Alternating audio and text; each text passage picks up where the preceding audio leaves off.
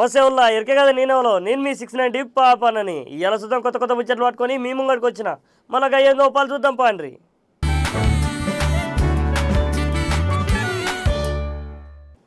ఇగోనుల్లా మీకు ఈ చిత్రమైన ముచ్చట పట్టుకొని వచ్చినుల్లా అసలు ఆ ముచ్చట ఏంది అని అనుకుంటున్నారుల్లా.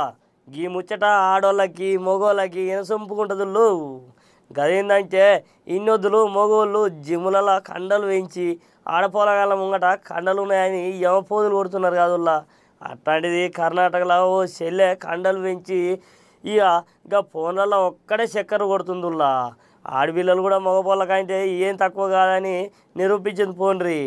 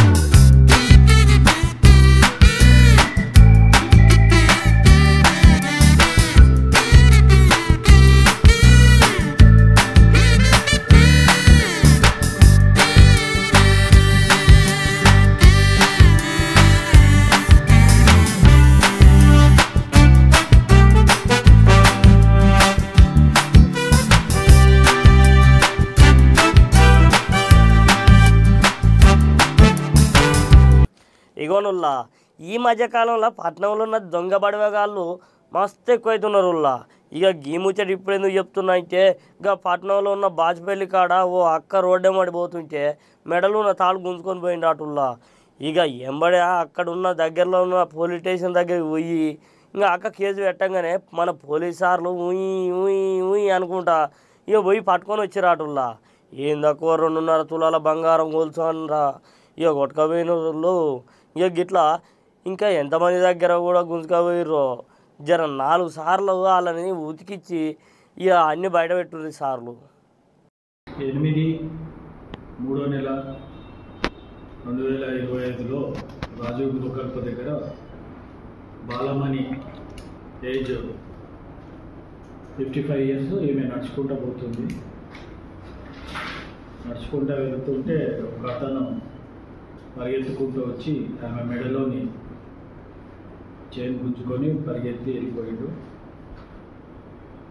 2200 అవర్స్కు మనకు కంప్లైంట్ వచ్చింది పోలీస్ స్టేషన్ బాజ్పల్లికి.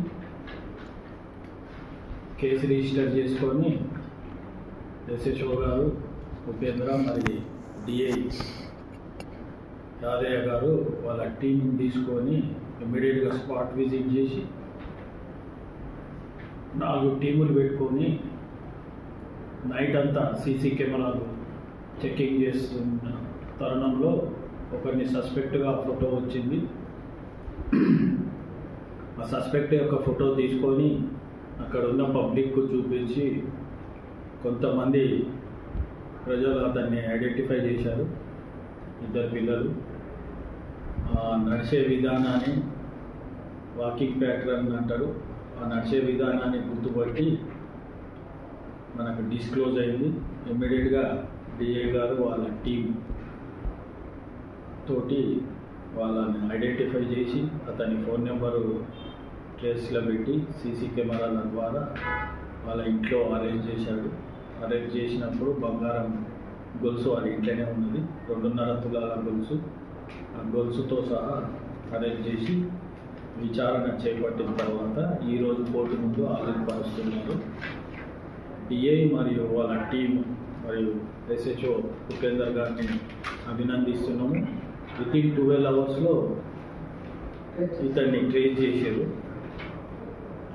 12 అవర్స్లో ట్రేస్ చేయడం అసాధ్యము. నైట్ టైం అయ్యింది కాబట్టి సీసీ కెమెరాలు వాకింగ్ ప్యాటర్న్ తోటి పబ్లిక్ని ఇన్వాల్వ్ చేసి వీళ్ళు ట్రేస్ అవుట్ చేసి ఐడెంటిఫై చేసి ఈరోజు అరెస్ట్ చేసారు.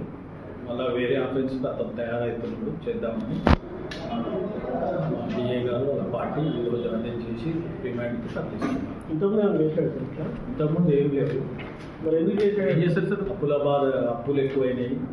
ఏం చేస్తారు సార్ నిందితుడు? జమాటో చేస్తుండ్రు, పైసలు సరిపోతలేవు అని చెప్పేసి ఇది చైన్ స్నాచింగ్ ద్వారా పైసలు సంపాదిద్దాం అనుకొని వాక్ చేసిండు.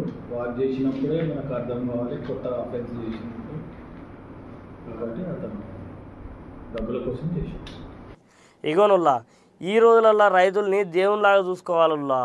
ఎందుకంటే ఇప్పుడున్న కాలంలో రైతులు తగ్గుతున్నారుల్లా. గీ ముచ్చట ఇప్పుడు ఎందుకు చెప్తున్నా అంటే నిజామాబాద్ మార్కెట్లో పసుపు కొనట్లేదని బస్టాండ్ నుంచి కలెక్టర్ సార్ దాకా ఇక ధర్నా చేసిర్రుల్లా. ఇక కలెక్టర్ సార్ ఎమ్మటే పసుపు రైతులకి సమస్యలు పరిష్కరించాలని ఇక ప్రభుత్వం వాళ్ళకి డిమాండ్ చేసిర్రుల్లా. వీడికే రైతులకు పొలాలు ఎండిపోతున్నాయి. జర రైతులను పట్టించుకోండి సార్లు.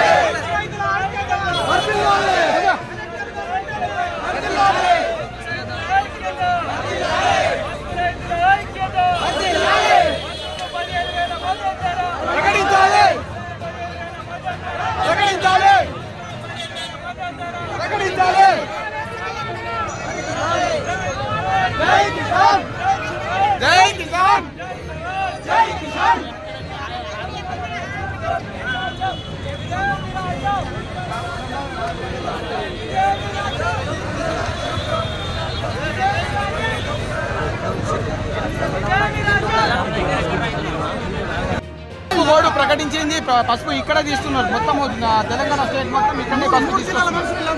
3 జిల్లాలు కాదు, పసుపు అన్ని తెలంగాణ రాష్ట్రం మొత్తం ప్రజలు మొత్తం రైతులు ఇక్కడ నిజామాబాద్ డిస్టిక్లో నిజామాబాద్ పసుపు టర్మరిక్ బోర్డులో ఎక్కువ లాభమైన ధర పలుకుతుందని ఇక్కడ తీసుకురావడం, ఇక్కడనే రైతులను మోసం చేస్తున్నారు.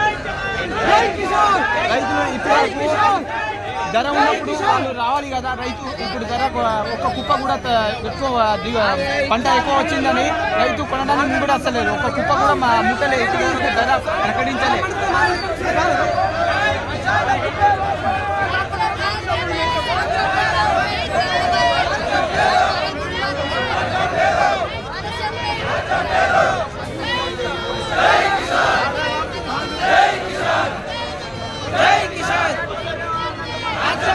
రైతు లేనిదే జై జవాన్, జై జవాన్. ఇగోనుల్లా తెలంగాణలో ఎలక్షన్లు అయిపోయిన కానించి ఇంతవరకు మాట్లాడని కేసీఆర్ సారు ఎప్పుడు అసెంబ్లీకి వస్తాడా, ఎప్పుడు మాట్లాడతాడా అని తెలంగాణలో ఉన్న చాలా మంది ఇట్లనే మాట్లాడుకుంటున్నారు కదల్లా. ఈ ముచ్చట ఇప్పుడు ఎందుకు చెప్తున్నా అంటే అసెంబ్లీకి కేసీఆర్ సారు రాబోతున్నాడునుల్లా. ఇక రేపు ఏ తీరులో నడుస్తుందో చూడాలి మరి అసెంబ్లీలా.